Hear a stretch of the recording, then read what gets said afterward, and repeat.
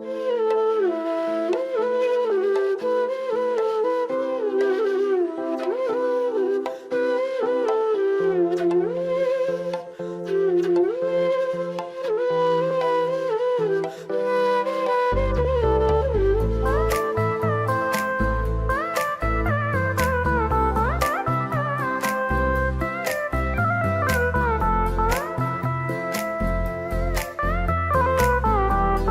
start now.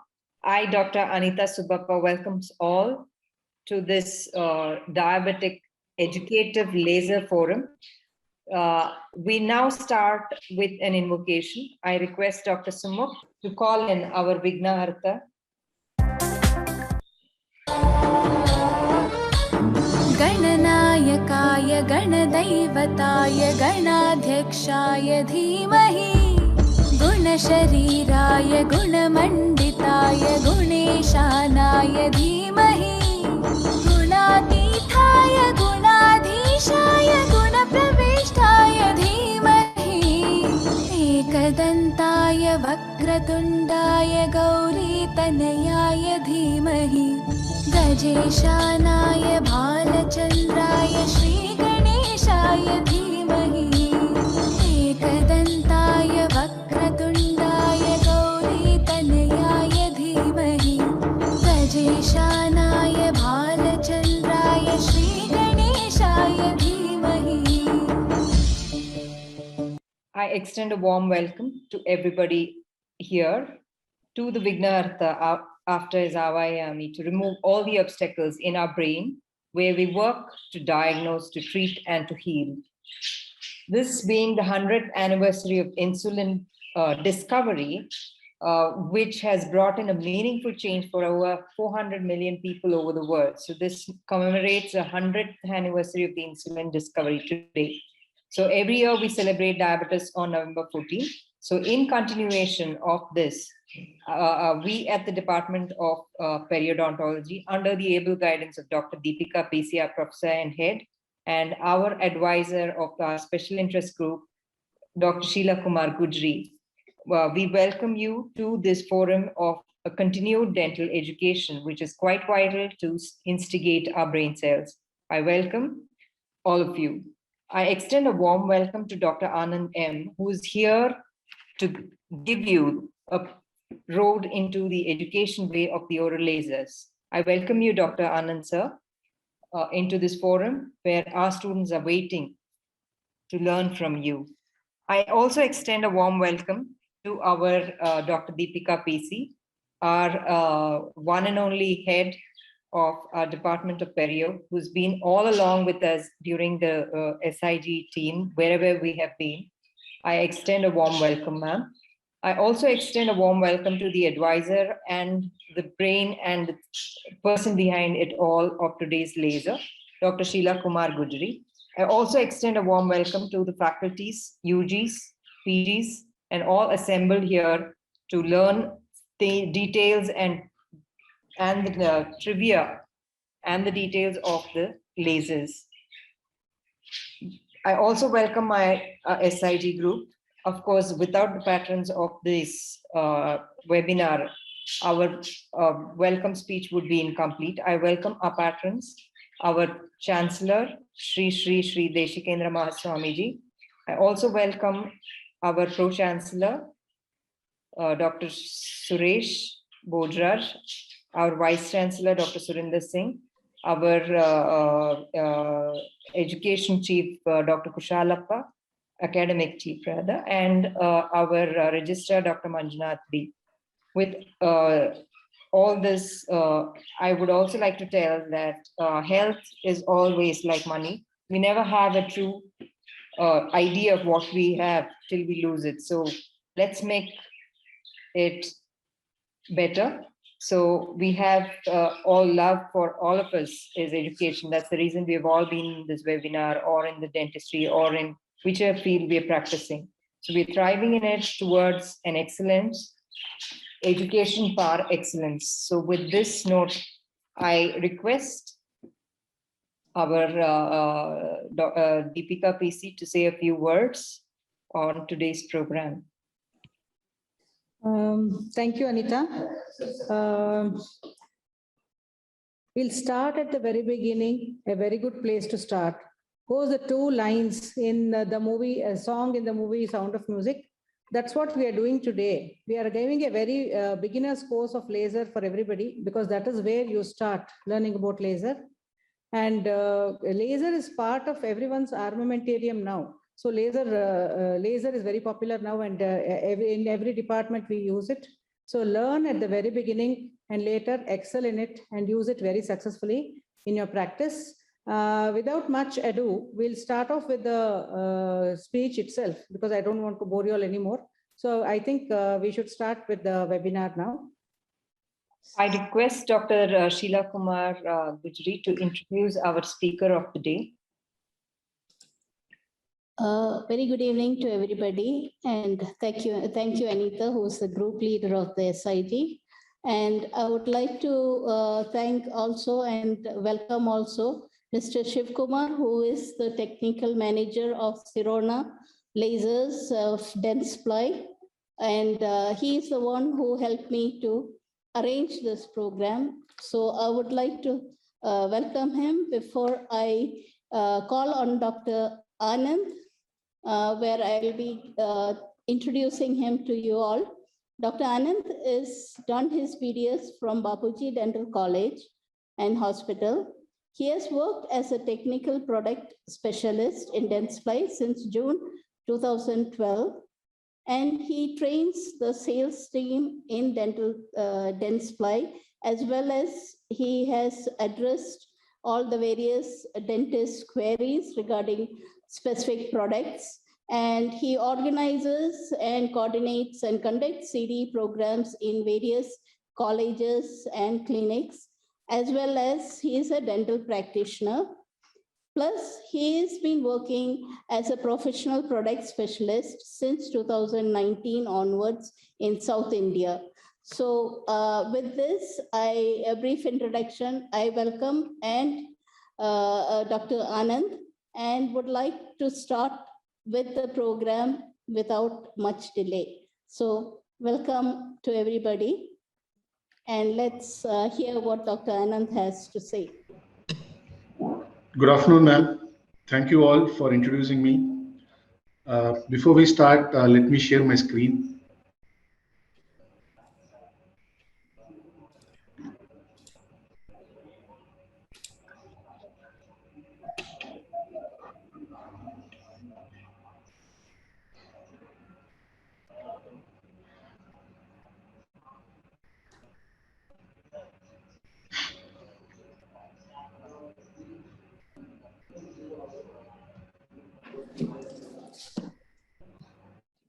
Shall we share the screen?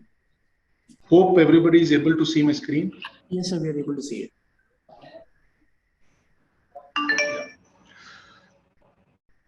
Very good afternoon to one and all. Before I start, so firstly, I would like to thank the prestigious institution JSS College, Mysore, for giving us the opportunity for showcasing our product and discussing more about lasers, especially the diode lasers. And to start with, I have to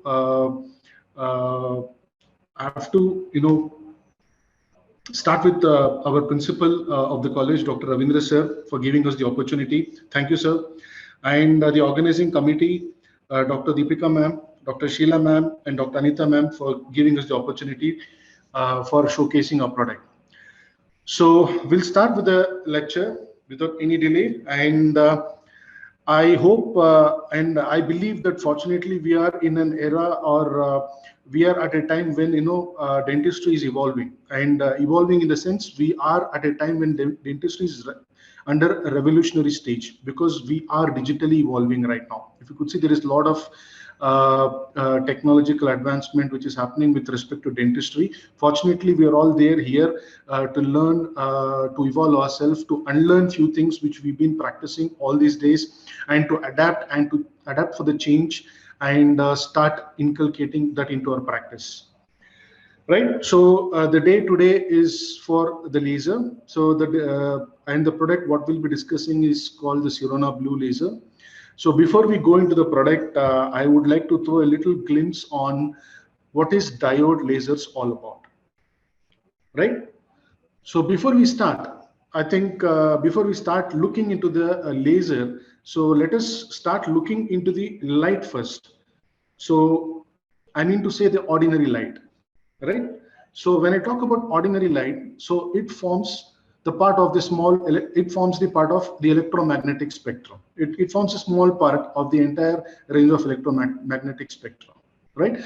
So what is of I mean, how laser differ from the ordinary light? There are a few parameters, or there are a few areas where the laser light is by far the better compared to the ordinary light. And if we are fortunate enough, we're able to see this wonderful natural event called the rainbow effect. So this reminds us that, you know, light is nothing but a big mix of colors, right? So it has a wavelength ranging between 400 nanometer to 700 nanometer. So basically, the ordinary light or the normal light is a big mix of colors, right? So let us look into the electromagnetic spectrum. So on your left hand side, what you see are the gamma radiations, X-rays, and the UV ray, so which forms the ionizing zone of radiation. Basically, these are shorter wavelengths, right? And then we find the visible spectrum, which we can see through our naked eye. And then on your right hand side, as you travel, you will be seeing longer waves, which forms under non-ionizing zone of radiations, which are your infrared, microwave, and radio waves. So ionizing, in the sense, this has a certain harmful effect towards the cell. So more the exposures to it, I think, has a devastating effect. So it can even mutate the cell to a cancerous form, right?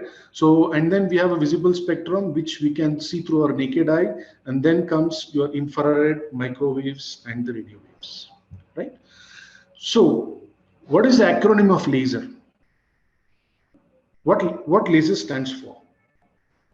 Light amplification by stimulated emission of radiation, right? So how does it differ from the ordinary light? How does it differ?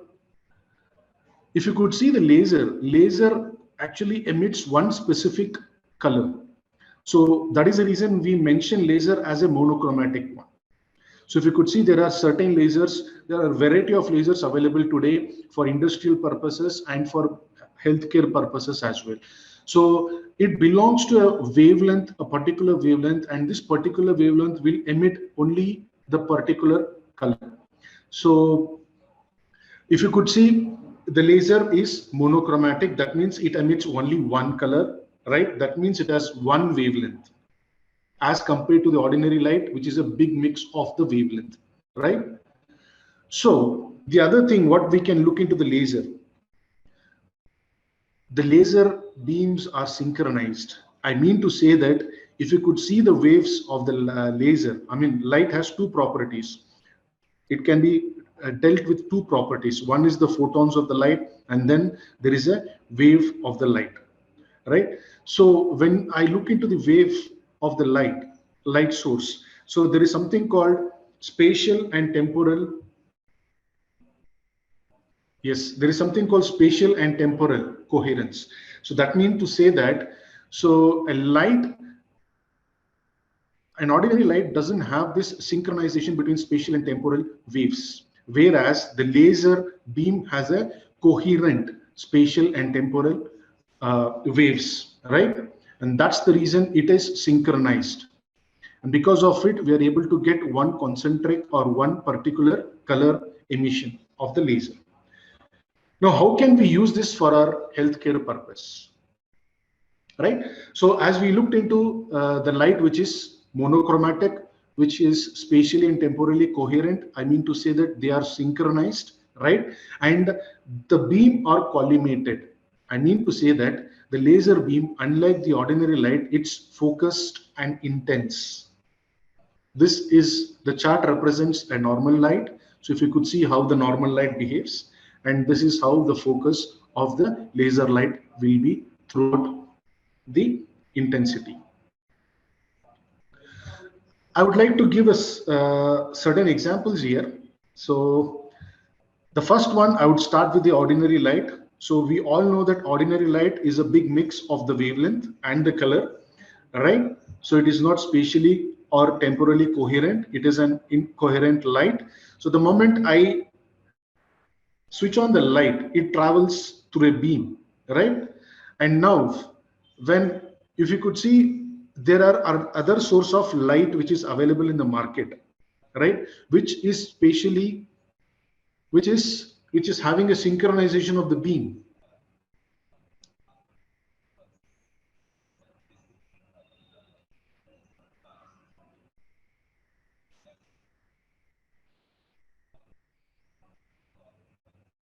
So which is having a synchronization of the beam, right? But then it is not coherent. Though it has monochromaticity, but it doesn't have the synchronization of the beam. So I would like to quote an example here with an LED light source. If you could have seen an LED light source, it emits a specific color, right? But the beam is not coherent. But when it comes to the laser light, it is spatiotemporally coherent and it emits the monochromaticity, right?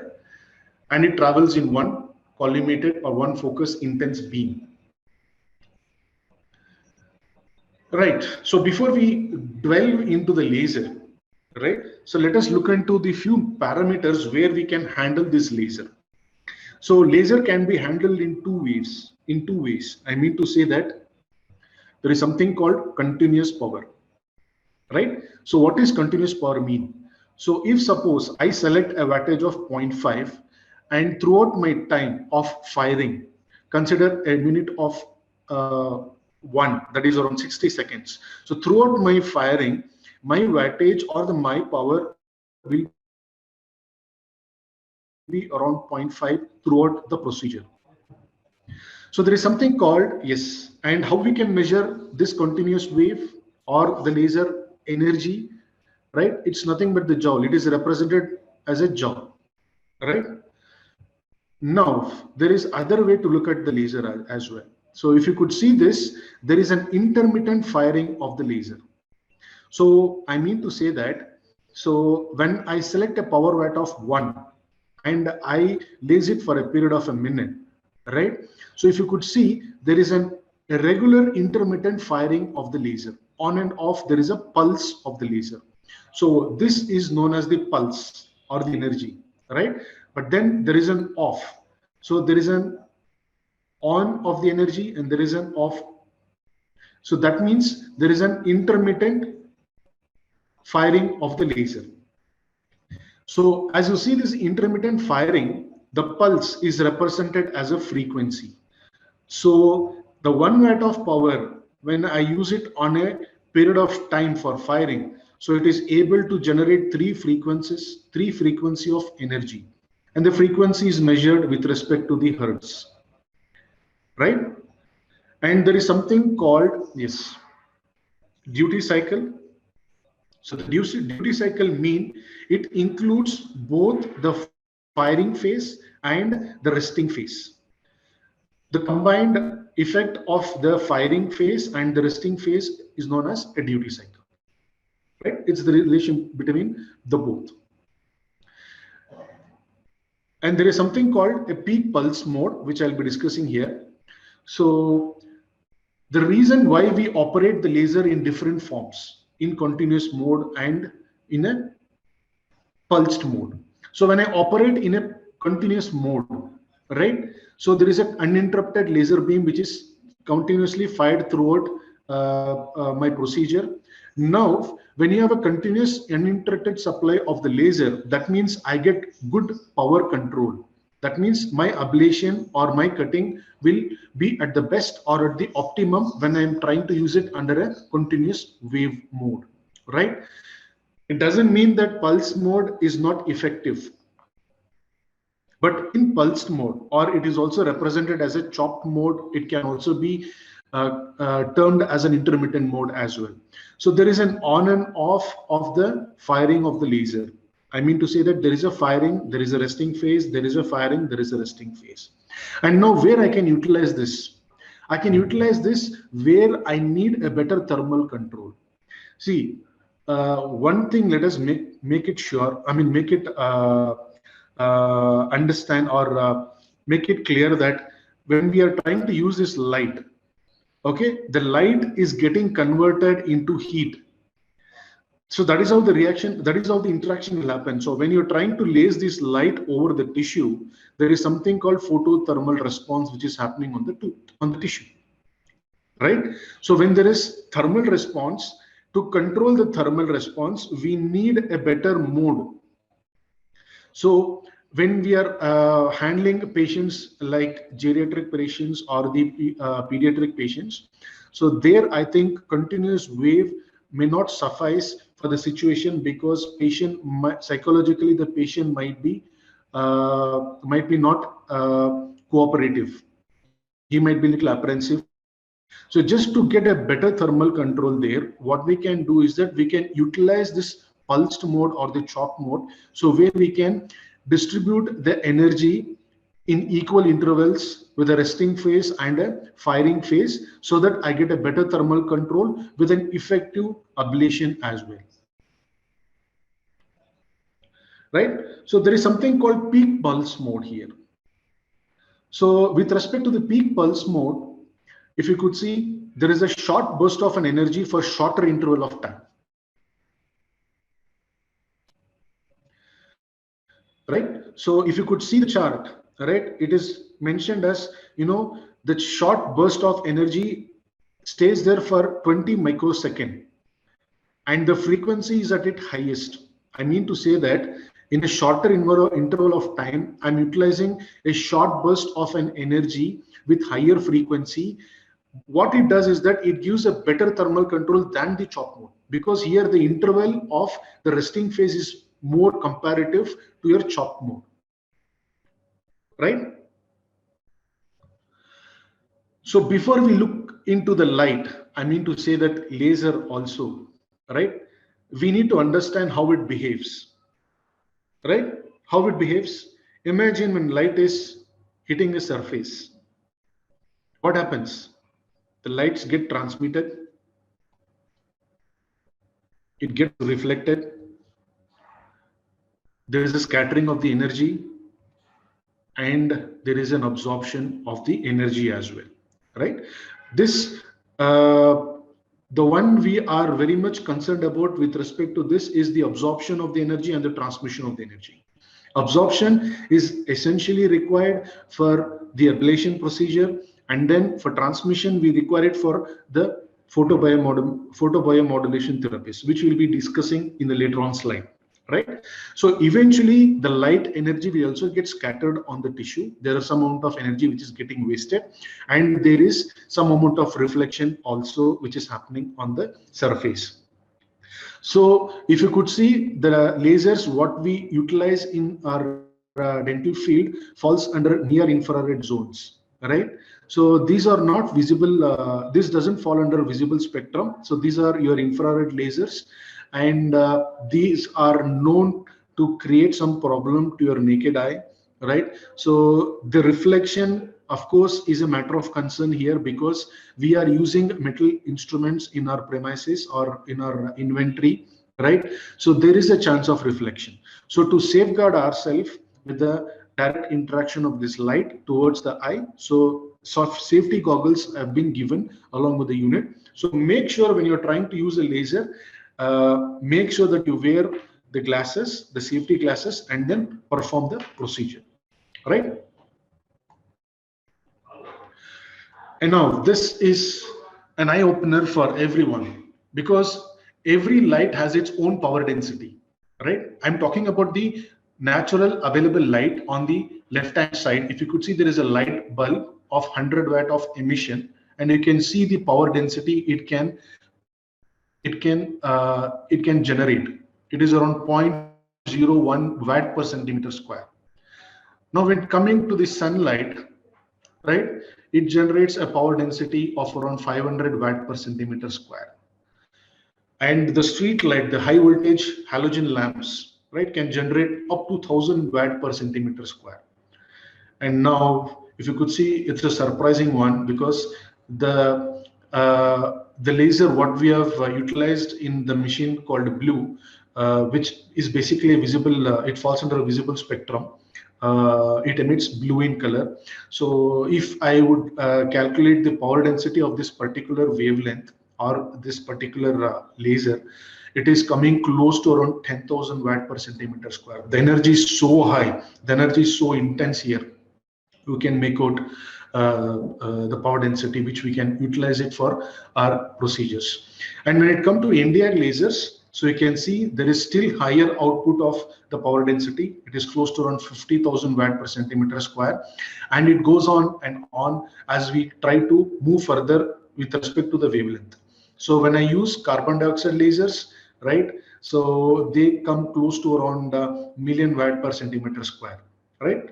So, but for us, the concern is the laser, which we use it in our day-to-day dental practice. So I think if you could see the more familiar and the more portable, or the one which is more preferred by the dentist would be a diode laser with respect to the dentistry. And speaking about the laser, compared to the other infrared lasers which is available in the market, you can make out the available power density here. So it's very intense and high. So this experiment, I think everyone would have done in their childhood days. So we call it as a burning glass principle, right? So what happens when you're trying to focus the magnifying glass, okay, towards the sun, and at a particular point, the energy density is so high that it is gonna ignite the paper. So I'm talking about the focal diameter and the power density there. It is so high that it is able to catch fire, or it is able to convert into a different form of energy, right? So all the infrared laser work with the same principle of burning glass principle, right? So that is the reason we call it as a hot tip phenomenon. So we'll discuss it as we try to discuss the wavelengths across, right? So now what happens when we are trying to utilize the laser? So this is instantaneous, but to make it easier for you to understand, so we have split down into the temperature wise. So if you could see the initial firing, when I try to use it with the lesser watt or the lesser power density, or with the lesser power, so you know there is something called warming effect, right? So basically we are trying to utilize this with respect to the biostimulation of the tissues, right? So and when you're trying to when the temperature is going to increase slightly to about 60 to 65 degrees Celsius, so what is the physical change you're going to see on the tissue? What is basically happening is that the tissue is getting degenerated, right? So the proteins getting denatured, right? And on the physically you can see on the tissue it is turning grayish white, right? And then there is an increased light dispersion happening on the tissue, right? So basically at this time you are able to see that the tissue is getting loosened, right? And at a temperature of about 90 to 100 degrees Celsius, and I mean to say that you have reached a boiling point, right? So at this time, what is happening? There is a drying out. So obviously, there is a water content in the tissue, and the tissue is, you know, this water content is getting drying out, and you are able to see physically on the tissue as a shrinkage, which is happening on the tissue, right? Followed by there is a carbonization and there is a vaporization, right? A simple physics, if I would like to quote here. So when you're trying to lace the laser on top of the tissue, and as we discussed, there is a water which is present in the tissue, and when there is a sequential change of the temperature because of the photothermal response, the temperature is reaching more than the boiling point, and the water gets turned into a vapor, and now this vapor should come out. How it comes out? It comes out by rupturing the tissue and it escapes into the atmosphere, right? And this is called the ablation. When there is a rupture which is happening on the tissue and which is letting the vapor to go away, it's called the ablation, right? So now what are the drivers which will influence the laser interactions or the tissue interactions? Definitely the laser unit itself. So whatever the laser unit you have in your practice, depending on the wavelength, okay, wavelength is also a driver which will help you to make sure that you get the best out of the laser which you're using in your practice. So it depends on the wavelength. I mean to say that every laser has its own wavelength, right? It comes with its own wavelength. And the power settings, definitely there are many power settings available, but eventually by the end of the slide you will come to know that power is not the criteria to select the laser, because all these days I think we were carried away by the notion that, you know, to select the laser we need to buy a laser which is of 10 watt and 15 watt. That's actually wrong, right? So you will get to know that, you know, going forward, the criteria to select the laser is not the power, it's the wavelength. Okay, because you need to understand that, you know, when we are trying to use this laser, it is nothing but the photothermal response, right? So generally I'm utilizing the energy there. So when you're trying to use more power settings, that means there is more carbonization which is happening on the tissue. That means there is a delayed wound healing. There is a post-operative complications which will occur. So now when you're trying to utilize the right wavelength as compared to the power, that means you're utilizing the right wavelength which has the better affinity towards the chromophores, and you're using it at a very low power setting so that you can achieve the same thing there with less of tissue carbonization as well as the post-operative delayed healing. Right? And obviously, as I was mentioning, we have two modes where we can control this laser power. Either you can use it in a continuous mode or in a pulsed mode, right? So the type of pulse which we just saw, that there is something called a short peak pulse, wherein there is a high energy at very short interval of time. And then the frequency, I mean to say that the number of pulses utilized over the period of the procedure. Obviously the tissue itself, and every wavelength has its own way of communicating towards the tissue. So every wavelength has its own affinity, right? The affinity varies with respect to different wavelengths, right? And as well as the soft tissues and the hard tissues, right? So when it comes to the soft tissues, all the diode lasers which are available in the market are all primarily marketed for soft tissues and not for the hard tissues. Yes, for the hard tissues you can utilize, but to an extent of whitening, right? So we'll discuss that with the later slides as well, right? So further drivers like the surrounding air and the saliva, the water content and the blood, etc., and the handling factors. So we have to be really careful while using this energy on the tissue. Especially all these days we've been trained to use a near infrared lasers, right? So we call it as a NIR laser. Near infrared lasers has a better absorption rate, has a better penetration rate. Consider when you're trying to utilize this energy, and for a case of frenectomy, right? And you are, see, the factors which has been mentioned here is time, speed, and the angle.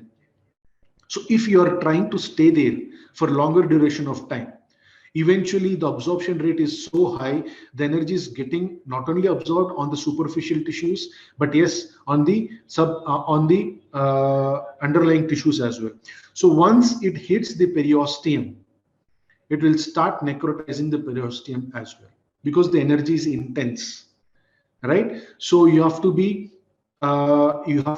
real quick in handling this laser while using it on the tissue. You need to travel constantly. You need not spend your interval or the duration in one particular direction, right? And the angle will also count. As I was mentioning, if you are working, if suppose you're working on the frenectomy as well, your tip should be perpendicular to the tissues. right? If in case you are using it in a different angulations, it will affect the power density on the tip. So it definitely, eventually, it will affect the ablative procedure also, right? So we have to keep in mind that I'm not spending much of a time because the energy is so intense and the absorption rate is so high that I need to take care of the tissues which are underlying, the underlying tissues as well. Right. So as we discussed, lasers, they were monochromatic, they were coherent spatially and temporally, and the beam is collimated. But now, what are the different lasers available in the market? Right. So if you could see, it can be differentiated into solids. So there is a crystalline form of laser, especially the Nd:YAG, erbium YAG, which is available in the market, are all based on the crystal forms, because here the active medium, I think the medium which generates the laser is of crystalline in nature. And then carbon dioxide laser, more prominently used in the cosmetic industry, if I could quote in the medical industries, right? So it is the gaseous form or the active medium which is gaseous, which is being consumed to generate laser is carbon dioxide. And the more popular one or the more familiar one with respect to the semiconductor or the diode laser is the more popular and the more familiar one, which has been utilized not only in dentistry but in most of the medical practice as well. So where can we use the laser as a medicine? If you could see, the indications are infinite. And with respect to the dentistry, these are the lasers which we are utilizing it. We are utilizing Nd:YAG lasers, we are utilizing erbium YAG lasers. Basically, these are hard tissue lasers. I'm not dealing much of, I think our today's topic is on diode. So I won't be touching upon the hard tissues. Basically, the hard tissue laser, see, every laser has its own absorption coefficient. So when it comes to the diode, which is your soft tissues, primarily the soft tissues has chromophores, which are your melanin and hemoglobin. So the targeting area or the affinity for the diode for the soft tissue lasers are the chromophores. Similarly, for the hard tissues, the targeting or the absorption coefficient would be the hydroxyapatite crystals and the water. So these are the targeting areas for the hard tissue lasers. So Nd:YAG, erbium YAG, or the lasers, carbon dioxide lasers, which are being primarily used in the hard tissues, and diode is the more popular one, which is being used primarily for the soft tissues, right? So as you see, the indications or the applications of the laser, it's infinite.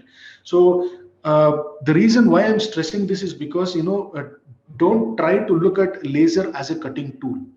When you try to look at the laser as a cutting tool, your understanding of the laser and your imagination of the laser will, your scope of understanding will be limited. You will never ever explore the laser itself. Consider this as a medicine. Consider this as a form of energy which can be utilized to treat many things. As we discuss, I'll throw more light on it. So basically, as I was mentioning, where can we utilize the laser? Lasers can be utilized on the hard tissues, right? As I was mentioning, dental hard substance, which is your hydroxyapatite crystals and the water, erbium YAG, erbium chromium YAG lasers are being used. Nd:YAG lasers, primarily it is used in periodontal therapy. It is the official and classified laser for the LNAP therapy, right? For laser assisted periodontal therapies. And then we can utilize carbon dioxide laser as well here. Erbium YAG laser also can be utilized. And you can utilize laser for endobacterial reductions in the canal, right? Which we'll be discussing more when we come to this particular wavelength, right? Here we will be utilizing Nd:YAG lasers as well and the diode lasers as well. So the more popular are the diode because diode can be utilized on many aspects comparatively, and it is And then we can use it for the bacterial reduction with respect to the periodontal disease as well, right? So wherein we can use Nd:YAG, and for the we can use diode as well. So I was mentioning, consider laser as a medicine, as a form of energy, not only because your scope of understanding the laser is only to cut or to ablate, then we cannot really utilize the laser for biostimulation. If you could see, more and more studies or promising studies are being published in the journals with respect to the biostimulation, right? So rather than classifying laser as hard tissue and soft tissue, I think the best way to classify the laser is depending on the wavelength, right? As I was mentioning, they have a better absorption coefficient. Every wavelength has its own unique absorption coefficient. Let us look into this. So why 445, 660 and 970? Because these are handpicked lasers. Wavelength for our laser Sirona Blue machine, right? These are the 3 wavelengths which you can find in the Sirona Blue machine, right? And then you have Nd:YAG laser, which has a wavelength of around 1064. Then you have erbium YAG, which is slightly more. Then there is a carbon dioxide, the longer wavelengths you can appreciate with around 10,600 wavelength, right? Let us look into the absorption coefficient of the specific hemoglobin, melanin, because these are our chromophores with respect to the diodes, with respect to the soft tissues. And then if you look at the hydroxyapatite in the water, so these are the areas where we look into the hard tissues. When we're trying to use a hard tissue laser, or to select the wavelength, a particular wavelength which we want to utilize in our practice, so we have to look into their absorption rate of coefficient. Now let us look into this 3 wavelength which we have handpicked, right? So if you could see the 445 falls under visible spectrum. This is the only laser now available in the visible spectrum. I think the patent has been expired now. Many companies are coming up with the 440, 430 wavelength as well in the market, right? And then you have 660, which is an infrared laser, and then you have 970, which is called as a near infrared laser, right? And now if you are trying to look at this 3 wavelength, now let us look at the hemoglobin and the melanin absorption rate. With respect to 445, you can appreciate the amount of absorption of hemoglobin and the melanin.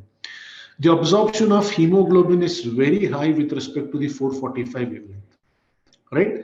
Consider to the absorption rate of 660 and with respect to the hemoglobin and the melanin, right? And then you have the absorption rate of 970 with respect to the hemoglobin and the melanin. So basically, this 3 laser, we'll be utilizing it for the soft tissues, right? But now, why we need 3 lasers here? When my 1 near infrared laser can do all the job, ablating and everything. So now why I need a different wavelength? The answer lies here because of the absorption coefficient. So now, as we were discussing with the factors which can influence the laser on the tissue. So when I'm trying to use a wavelength which is 445 with the right wavelength which has the better affinity with the less power, that means my job is done at a very less power settings with less stress to the tissue compared to your near infrared laser. All right. So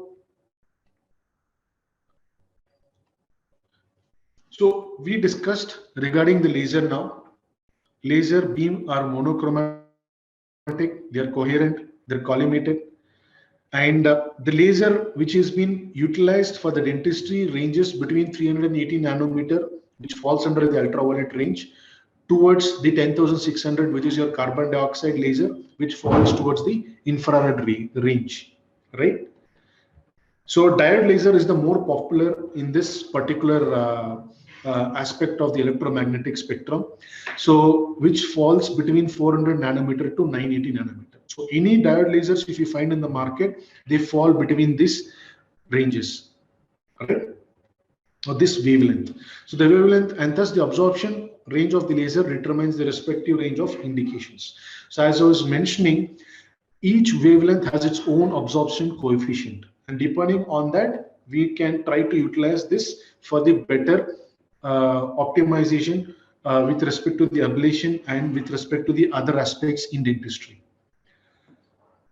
Right? And it depends on the tissue itself. So whatever the tissues we are utilizing, whether it is soft tissues or hard tissues, so definitely that will affect the usage of laser on the procedure, right? So coming to the application of this dental laser, where I can utilize the laser in dentistry. So now we have seen that laser can be utilized for the soft tissues as well as for the the hard tissues itself, right?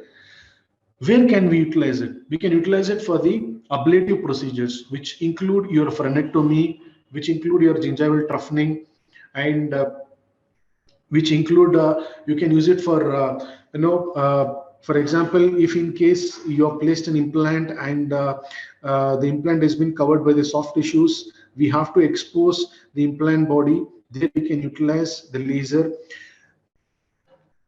And then when it comes to the endodontics, I think there has been a lot of promising studies which indicate that it forms an adjunct when it comes to the endodontic department, because with whatsoever filing, with whatsoever irrigant, with whatsoever activations we do, we're still not able to reach the dentinal tubules which can harbor this Endococcus fecalis bacteria, which can create havoc with respect to the retreatment or reinfection of the endodontic canals. So because whatever the irrigants we use with an activation, with the latest activations available, we cannot go beyond than 400 microns. The only thing which can reach is the light, which can go up to 1000 microns and can disinfect this bacteria inside. Right? Then coming to the periodontology, we can use it for the laser assisted periodontal therapies. It is becoming an adjunct tool for the periodontal therapies as well. And we can use it for the biostimulation of the tissues, right? And then for the hemostasis, we can control the minor bleeding with respect to this diode lasers. Now, as I was mentioning, let us come to the unit right now. So the unit what we'll be discussing today is Sirona Blue with this 3 handpicked wavelengths. So as I was mentioning, 445 has the better affinity, right? So I'll be utilizing this energy for cutting the tissues. And now 970, which falls under the near infrared lasers, which has a better absorption rate. We are trying to utilize this particular wavelength with respect to the perio and endodontics, right? And now with respect to 660 nanometer, which falls again under the infrared range, we use this particular energy for biostimulation. And why we are using this, we'll come to this later, right? And this unit has won the Red Dot Award in the year 2016 for its design. Right, it's a battery operated machine, and it is the only FDA cleared laser available in the market. Right, so market is flooded with many lasers, and not many companies believe in the certifications. I think it is of prime importance, because certification helps us to choose the reliable source of the equipment, because as a dentist, when we buy, we need post-sales service with respect to the tip, with respect to the servicing part, right? As a company, we are there. We have our servicing center situated in Bangalore for the entire South, and we've been giving constant support to the dentist with respect to the service when equipment is concerned, right? Now, let us travel from the known to the unknown. So what I mean to say is that we all know that, and we have all worked with the near infrared lasers, be it 810, be it 940, which is of BioLace, 810 of AMD laser, to name a few which are a prominent players in the market. And then you have 970, which is Sirona Extend, and then you have 980, which is Zolar. So I think if you could see, every company has their own specific wavelength. And now this works with a burning glass principle. That is what I was discussing earlier. That means I need to initiate the tip. I need to carbonize the tip before I take this to ablate the tissue. If I try to include the fiber, insert the fiber and try to cut the tissue, it doesn't cut. I have to convert into a hot tip. And how to do it? You have to run this tip while inserted to the laser.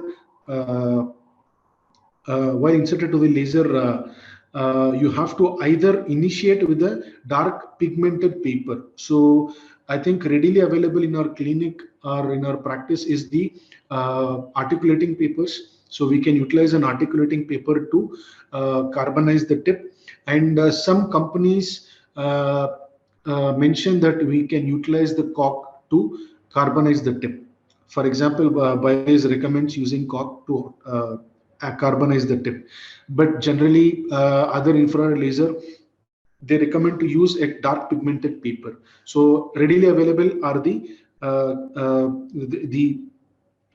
articulating paper in our practice, so which we can utilize it, right? So it converts the tip into a hot tip phenomenon. And now with respect to this hot tip phenomenon, we touch the tissue and we go in a short sweeping strokes, the short strokes to ablate the tissue, right?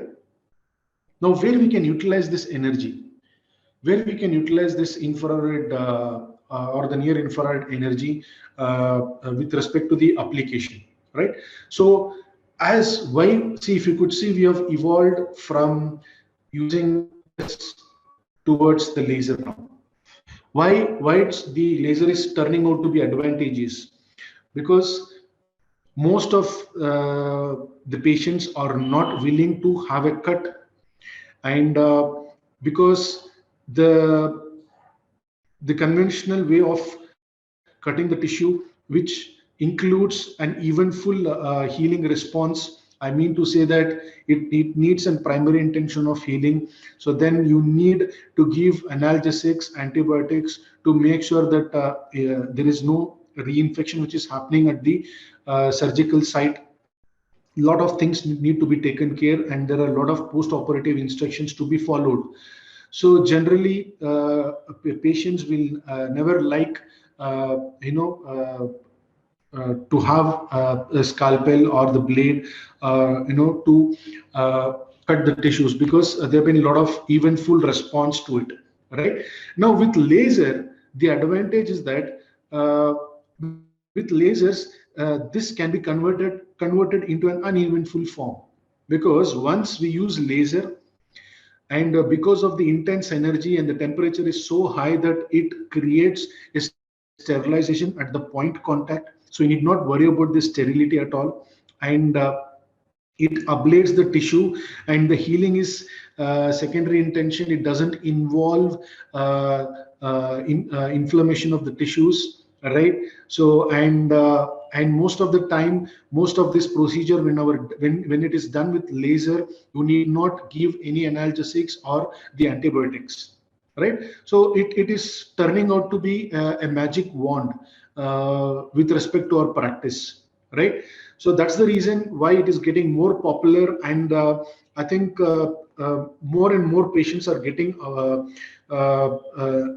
they're getting known about the laser and its application, and they are coming down to the dentist, and they even ask the clinicians or the dentist whether whether they have a procedure of frenectomy or any other thing. So is the laser therapy is being used for that, right? So if you could see, I'll be sharing few cases here as well. So this case, why I have taken, because if you could see, this is a natal case, right? And if you could see,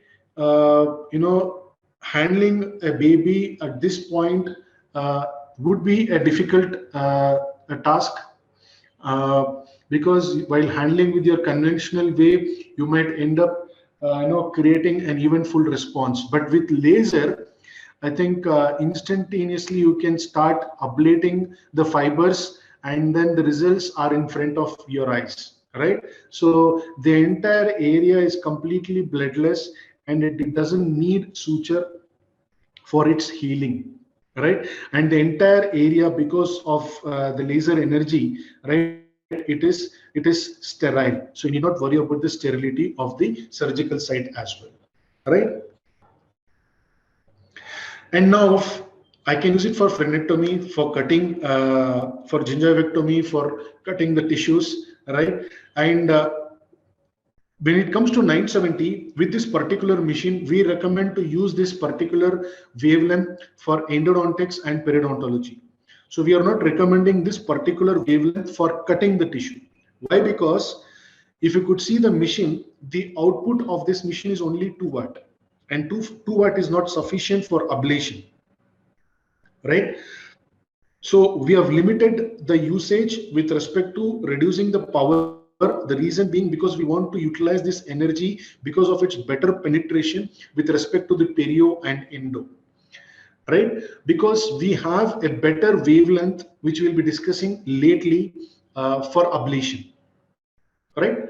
So initially in our discussion, I mentioned it's always wise to choose the right wavelength than choose a wavelength with higher wattages, 10 or 15 watt, which will definitely never serve any with respect to the indication. It doesn't help you in any way by using 10 watt or 15 watt machine in your practice. So when it comes to the periodontology, so we'll be using it post your scaling and root planing, right? So it forms an adjunct part, right? After your scaling and root planing, if you're handling a periodontal pocket, right, we can utilize this energy to disinfect the region, right? So this is how we use it, and this is how the workflow when it comes to the perio. So we do with the scaling and root planing, and once everything is removed, right, then we use the laser energy to disinfect the surfaces. And when you're trying to use it, make sure the laser fiber is focused towards the soft tissues and not towards the hard tissues, right? As I was mentioning, this particular near infrared laser has a better penetration, and right now you're dealing with the tip, the energy, and you are also exposing this energy towards the vital pulp, right? So I think we don't need this energy to affect the vital pulp there in your tooth, right? So that we have to concentrate this energy towards the soft tissues. And the wattage which will be utilized here is just 1 watt in a continuous mode. You can use it in 2 ways. In one way, you can use in a non-initiated manner just to disinfect the surface. But if you want to debride, if you want to remove the granulation tissues, then you can, initiate the tip, convert into a carbonized tip. Then again, you focus it towards the soft tissues, and then use it in a randomized stroke or a Z stroke, and so that you're touching most of the epithelium, and then slowly you're coming out, right? So this will be able to achieve the epithelial reattachment, because once you once you disinfect the surface, disinfect the surface, and then once the area is sterile, right, the epithelial will start reattaching towards the tooth, right? So the classified laser for doing this is an Nd:YAG laser, and of course diode laser can also be used for this laser assistive periodontal therapy as well, right? Now when it comes to and it's more advantageous because we are using it in a non-invasive manner. Considering today's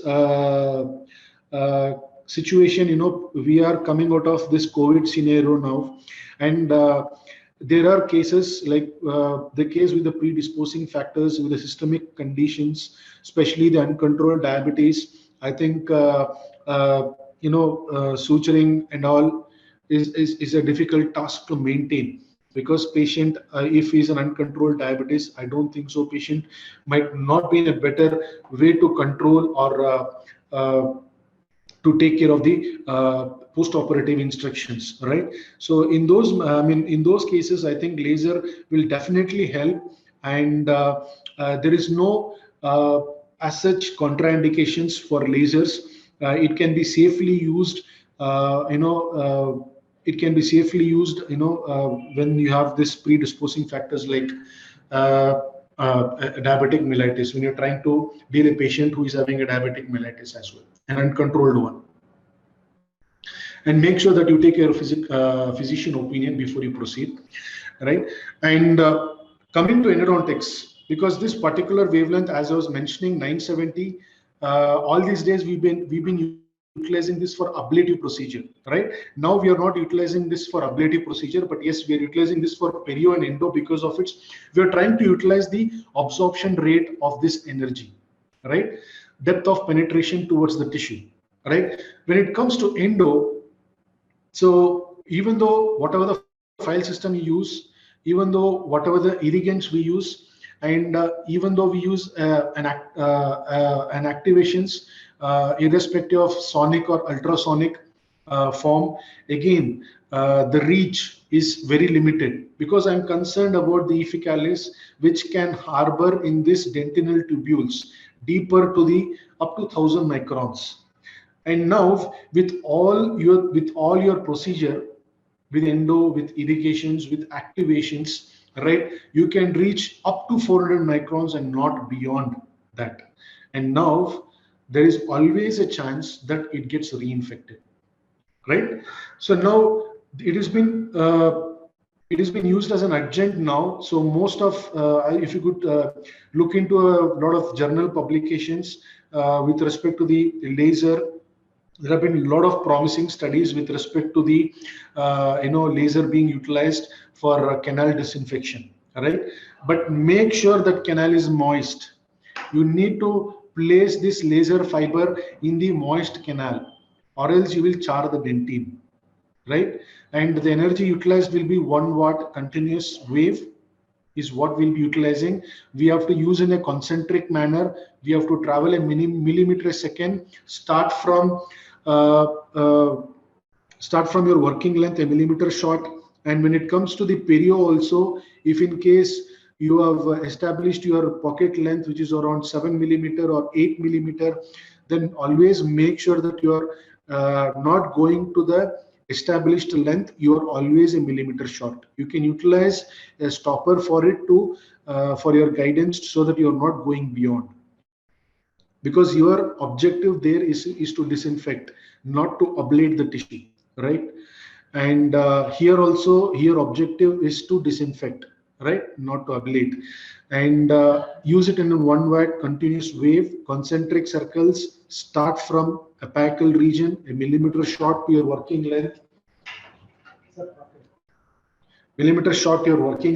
and a millimeter is what you travel all along, and 15 to 20 seconds of time is what you end up doing this concentric circle, and you come towards coronal, and then you end your firing, right? So because of its better penetration, this will make sure that it reaches all the nooks and corners of the dentinal tubules, and it disinfects. So this is one of the study which was published in 2017 in Journal of Dental Laser, done by Dr. Chandrasekhar Yavgal. So I would rather say he's a laser specialist than pedodontist. I think he's pedodontist by profession, but he's doing a lot of research with respect to the lasers when it comes to the lasers. So there is a comparative studies which was done with respect to the aerobic infection and the anaerobic infection. And the red one, what you see is an unprepared canal, and the blue one, what you see is post chemomechanical debridement with hypochlorite, and the green one, what you see is you are nowhere to be seen in an aerobic blood agar, or even in your anaerobic blood agar. Okay, you are not able to see any infection at all, any bacterial cultivations at all. So that explains how the crucial importance of laser being utilized for your dental practice. Not only that is the reason I've been saying, don't consider laser as a cutting tool. When you try to consider it as a cutting tool, there ends your imagination. Okay, you need to explore the laser. And this 970, what we are providing, which is a hand-picked wavelength, which can be utilized for both for your perio and endo, right? And we have limited the power source to make sure that we're utilizing it for this particular indications and not for ablations.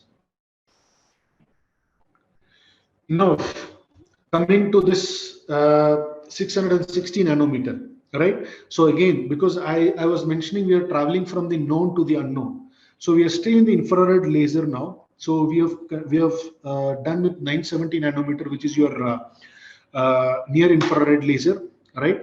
And now we are moving towards 660, which is your infrared laser again. Okay. And now this is a game changer when it comes to the laser. This particular wavelength is a game changer. So initially, I just started mentioning that don't consider laser as a cutting tool. This is a classical example for it. Why? Because all these days, the lasers which we've been utilizing were coming under near infrared, and basically these were the laser which were called as a thermal laser. Even though you reduce the power to 0.5 watt or to 1 milliwatt, still the laser was able to generate thermal, because basically the design, the absorption coefficient is such a way that it is basically creating a thermal response. And now to do photobiomodulation. Photobiomodulation is the term which has been coined in 2018. So before that, it was being termed as low-level laser therapies, biostimulation. So these were the different terms which were given to this particular indication. And in 2018, the National Library of Medicine has coined this, has accepted this indication as a photobiomodulation. Since then, we are addressing this particular area as a photobiomodulation therapy.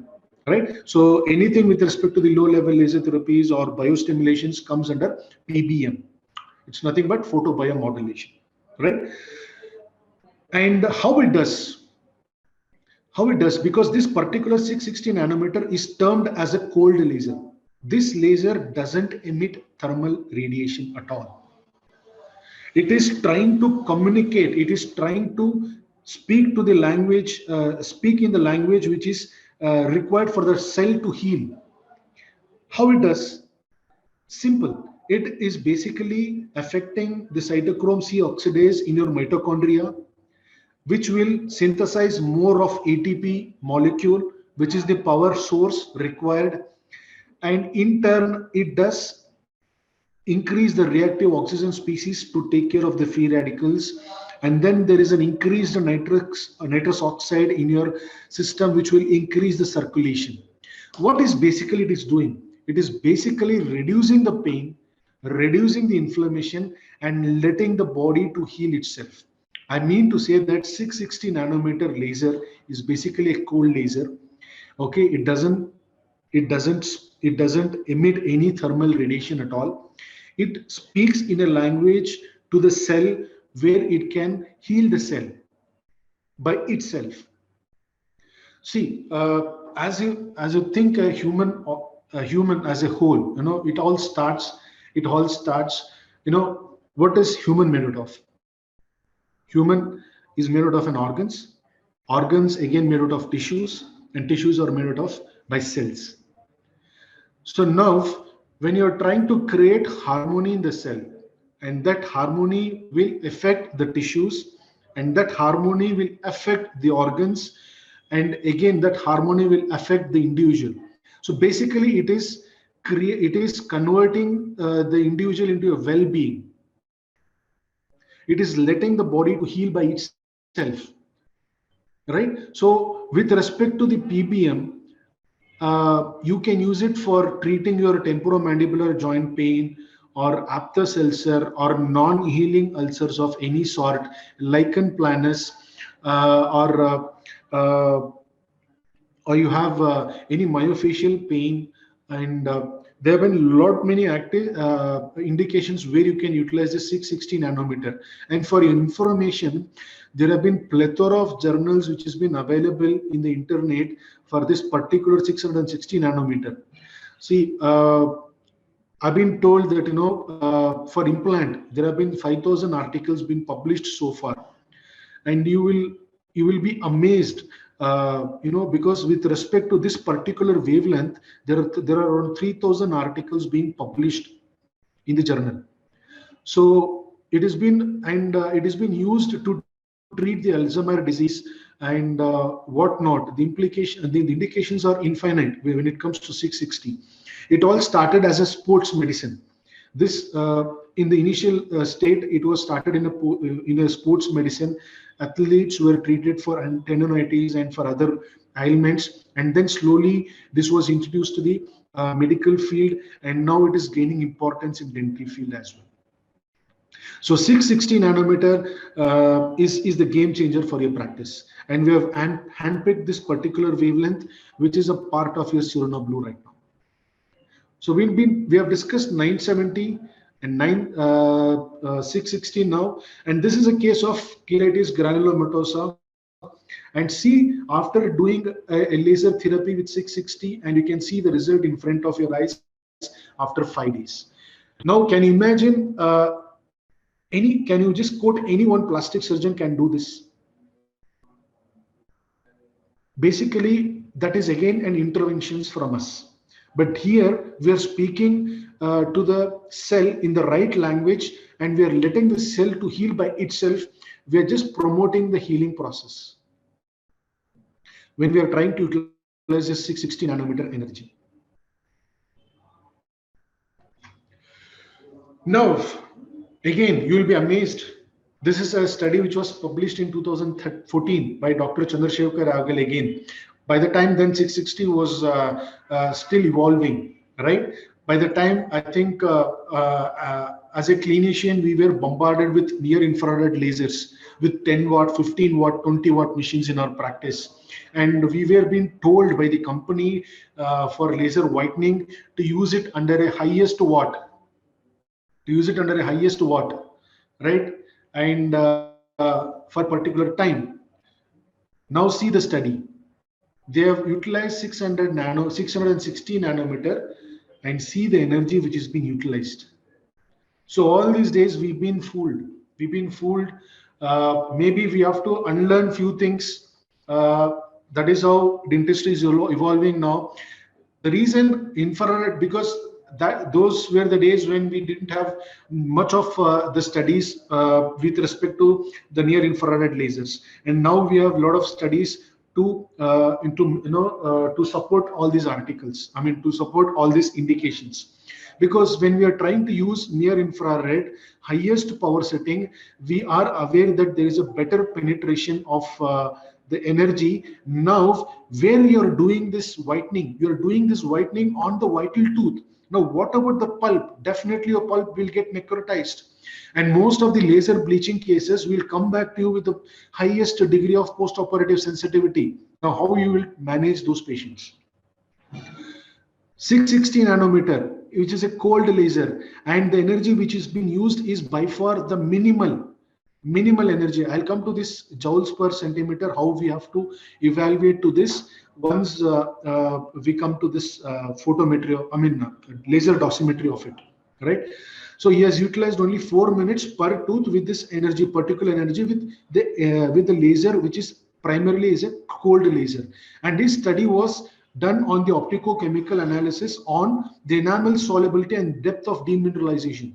Eventually, we know that when we are trying to use this hydrogen peroxide tooth whitening gel on top of the tooth, right? Basically, it is dissolving your enamel. And when I'm trying to use your 660 nanometer laser, right, with lowest possible energy power, right, I'm trying to reduce the amount of calcium ions, which will improve the integrity of the enamel there. That means my enamel integrity is still better compared to the infrared laser with the higher power settings. But what is the inference of it? The inference is that I'm able to achieve the same amount of the results what I achieved with this particular infrared laser with the highest power. I'm able to achieve the same thing with 660 nanometer with less power. So we are now aware that this can be taken care, because see, most of the laser assisted tooth whitening patient come with this post-operative sensitivity, and that is of higher degree in nature, right? Because of the energy we have utilized, and now we are using 660 nanometer. And now coming to this 8.6 joules or energy, how to when it comes to 660 basically we have to use it, consider it as a medicine, because where we are utilizing this 660 nanometer, we're using this 660 nanometer as a photobiomodulation therapy. So all these days we have understood the pharmacokinetics, pharmacodynamics of paracetamol. How does it work? If I have a fever, I have to take 500 milligram of paracetamol, 650 milligram of paracetamol, right? Why? Because we have understood the pharmacokinetics and pharmacodynamics of it. But now, when it comes to the 660 nanometer, we need to understand something called the laser dosimetry. So because we have to use this as a medicine. And now how we derive at this particular joules of energy when you're trying to treat certain indications. So primarily, when you're trying to use it for whitening procedure, you can use an energy between 4 to 6 kilojoules, right? For whitening. And for treating a non-healing ulcer, you can also use between an energy of 4 to 6 kilojoules. How to derive to 4 to 6 kilojoules? So initially, when I introduced Sirona Blue laser, and I spoke about 3 wavelengths, and when I came to 660, with 660, you would have seen that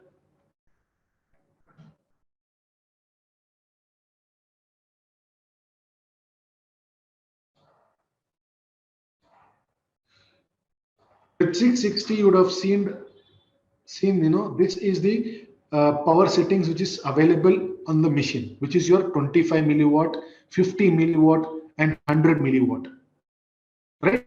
So when it comes to 445, the peak power what you can get from the unit is 3 watt. Sorry, with respect to the 970, the peak power what the unit will be delivering is 2 watt.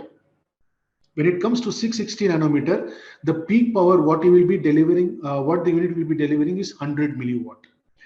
And now coming to the laser dosimetry, right? So I was mentioning for whitening and for taking care of non-healing ulcers, we use an energy between 4 to 6 kilojoules. Now, how to derive to 4 to 6 kilojoules? So 4 to 6 kilojoules can be achieved when you're trying to utilize 100 milliwatt into 40 seconds. When you're trying to utilize 100 milliwatt into 40 seconds, there you get 4 kilojoules of energy. That is how we're going to derive it in. And when you're trying to use 6 kilojoules of energy, that means if I'm using 100 milliwatt, that means I have to fire it for a period of 60 seconds. That means a minute to achieve 6 kilojoules of energy. Now, when you want to inhibit or when you want to suppress, for example, when you want to inhibit pain or to suppress the inflammation, then you need to increase the kilojoules of energy.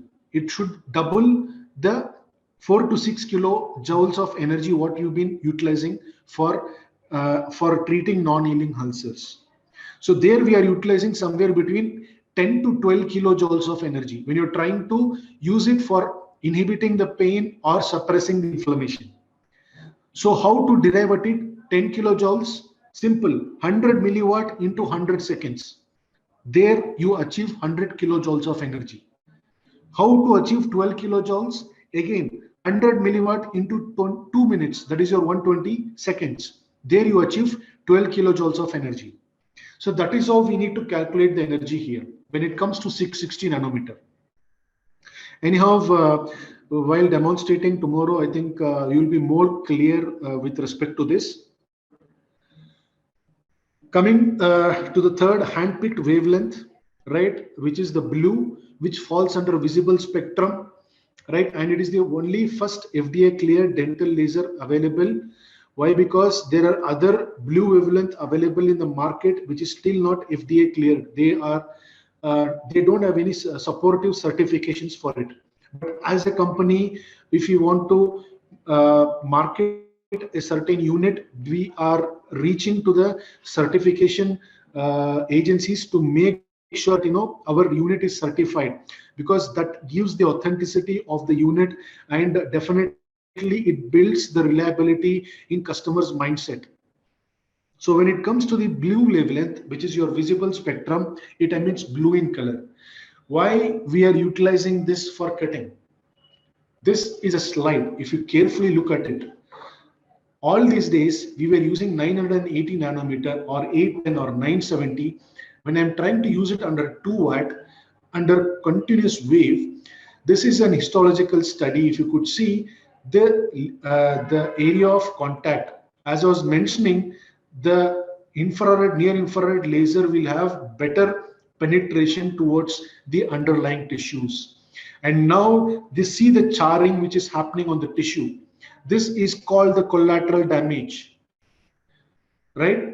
The charring, what you see, is called the collateral damage. We don't want that. If you are able to see this charring on the tissue, definitely your post-operative will be an eventful one. You have to somewhere give an analgesics or antibiotics, or there would be some amount of inflammations, or there might be some pain included. But same energy, when I'm using with the right wavelength, 445 nanometer continuous wave with the 2 watt of energy, see the ablation and see the charring effect. So there is a less penetration towards the underlying tissue, right? And there is a less charring on the tissue, and there is no collateral damage on the tissue, right? This will influence me with respect to the post-operative healing and with the comfortness what I can get when I'm trying to use this laser, and the confident while handling the patients. Because most of the time when you're trying to use with a more amount of energy, so patient might be apprehensive. Patient might not be cooperative, but here, so you have a confident to handle the patient well, right? So why we are able to achieve this? Why we are able to achieve this is because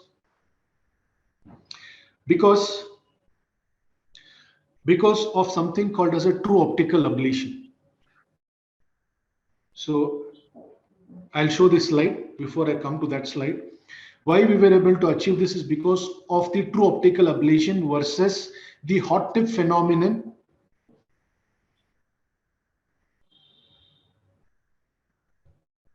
Versus the hot tip phenomenon.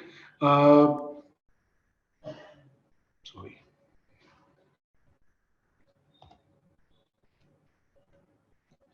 So versus the hot tip phenomenon, because with respect to the hot tip, we have to carbonize the tip, and then we have to use it, make a contact towards the tissue, and then start ablating. But when it comes to the 445 wavelength, it works with the principle of true optical ablation. Why? Because the blue wavelength has better affinity towards hemoglobin. And because of this, you need not require any initiation at all. You just need to be very close towards the tissue. You are not even maintaining the contact. This 445 works in a non-contact mode. You are not touching the tissue at all. You are very close. And 2016 is when, at the end of 2016 is when the laser got introduced in India. And 2017 is in the year we sold our first unit in Kerala. And since then, the doctor is so amazed, and he's been using this unit constantly in his practice. And so far, we have not got any technical or the hardware complaints with respect to the unit. And the doctor was so amazed because he was able to use this laser in a non-contact mode with a true optical ablation without having a hot tip phenomenon, touching the tissue, charring the tissue, and with using a less power setting with better, with the right wavelength. So, and as I was mentioning, this laser or 445 nanometer particularly, basically laser is an antibacterial effect. Laser has an antibacterial effect, right? That's the reason it is able to maintain the sterility. But when it comes to this 445, right, it is termed as an antimicrobial. This is one of the study which has been published in cardiovascular disease research, again by Dr. Chandrasekhar Yavgal. So this 445, initially I told don't look at the laser as a cutting machine. Now, because of 445, right, it has a scope beyond of dentistry. I mean to say that beyond of cutting. You are able to use this for early detection of mucormycosis.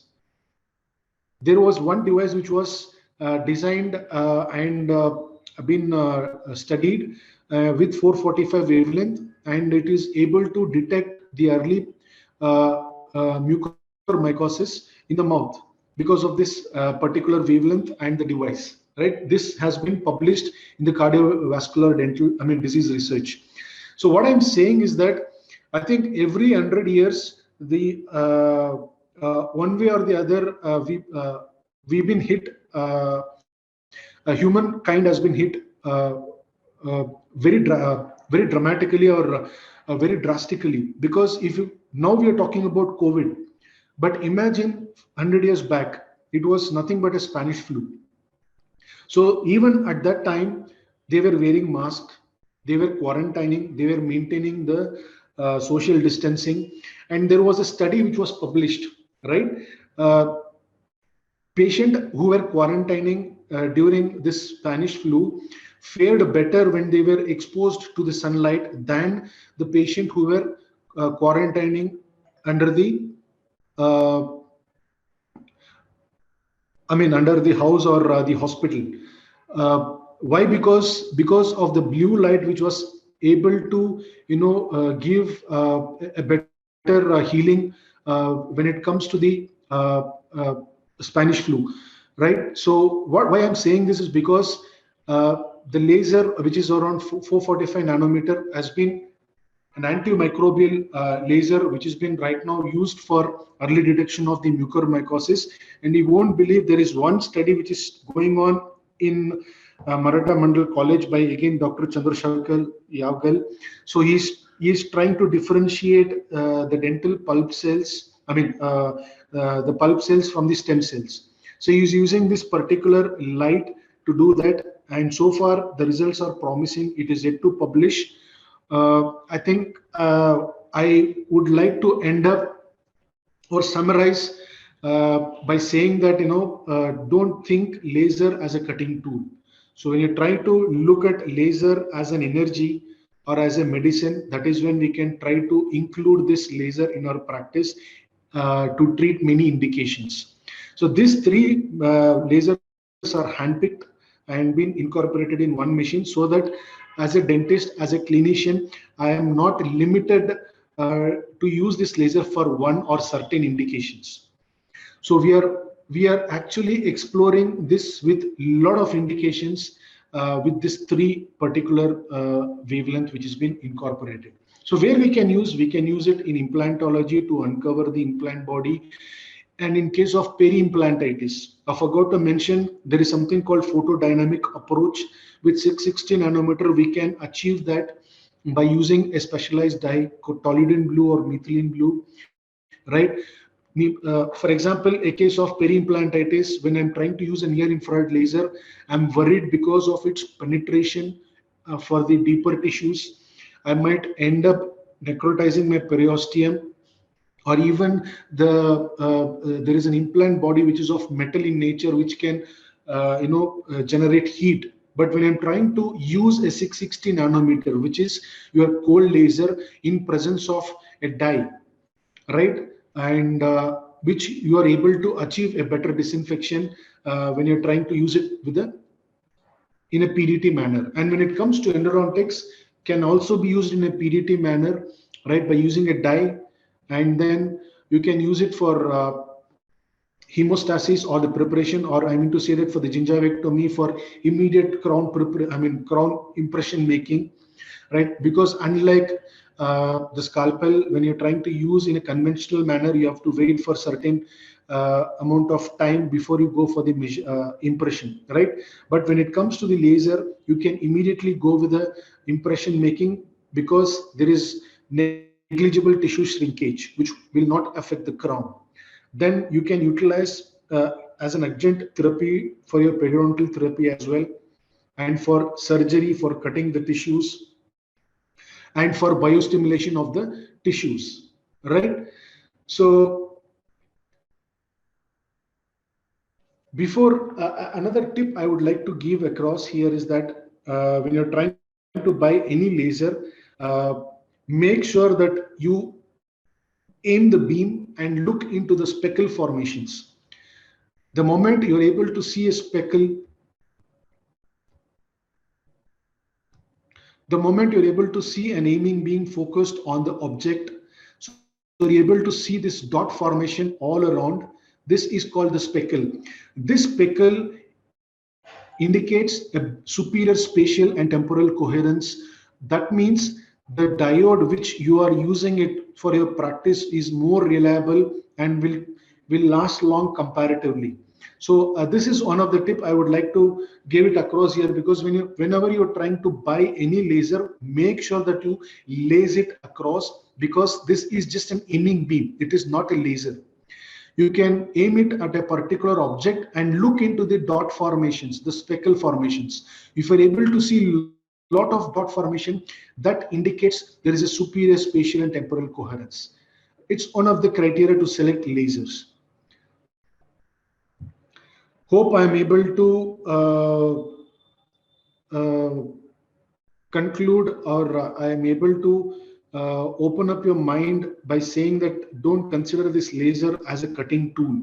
Consider it as a medicine or an energy form which we can utilize it to treat many indications in our dental practice. Thank you all. Thank you for your patience listening, and any questions? There's a question by Dr. Tejavati. Can you please send me the price list of the diode laser? Yeah, definitely. I would do that. Tomorrow, anyhow, we are there for the demonstration. I think once done that, me and Shivkumar will hand over the quotations to the department. I think there are no other questions, Dr. Sumukh. Are there? I don't see anything in the chat box. I think Dr. Anand did a great job, actually. Otherwise, there would have been quite a bit of questions. I think it was of the right wavelength to get up for the workshop on lasers that is scheduled tomorrow. Thank you so much, sir, for actually making up the time and actually belonging here to our laser talk on, talk on laser. And it was great listening to you, because it gave us an overall bird's eye view as well as a close-up view of all the details that is and the trivia and details and the cut that is required for actually using the laser beam for our perio technology too. Thank you very much, sir. Thank you. Thank you for the patience listening for all. And tomorrow we'll all gather for this demonstration. Definitely you all be excited to work with this 445 wavelength. There is a dramatic difference. You will be able to see that while handling this unit, and the moment you have an hands-on, you'll see the 445 wavelength, how it works. There are a lot of praises for your lectures, a very informative and very good presentation. Yeah, thank you. Thank you so much, sir. So with this, I would like to draw curtains to our today's talk. the theme of the year 2021 being access to medicine and care. That is what the theme is for our diabetes group, for our World Diabetes Day rather. So laser is a cutting edge technology that we all have to incorporate and use it in our day-to-day practices. So with this, I think Dr. Anand has made that effort to bring it across to all of us about the no cut, rather the other details of the use of the laser. Of course, all the UGs and PGs, whoever is registered, are all enthusiastic for tomorrow's workshop.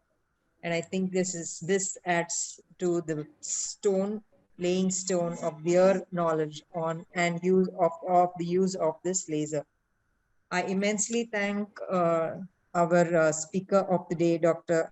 Anand M, for his time and the detailing that he did for our lecture. I also thank the two remarkable ladies behind today's and this week's Diabetes Day celebration. Dr. Deepika PC, our erstwhile professor and head of Department of Periodontology. Dr. Sheila Kumar Gujri, our advisor of our SIG, Special Interest Group, Diabetes and Oral Care. I also thank all the participants of today, and my special thanks forever to Dr. Sumukh, who's always been on our technical team whenever we have something happening in our SIG team. I thank all the other SIG team members for their support all through the way. I thank our principal, Dr. Ravindra sir, and vice principal, Dr. Chandrasekhar, for their support and the making of today's event. Thank you so much. Thank you, one and all. Thank you.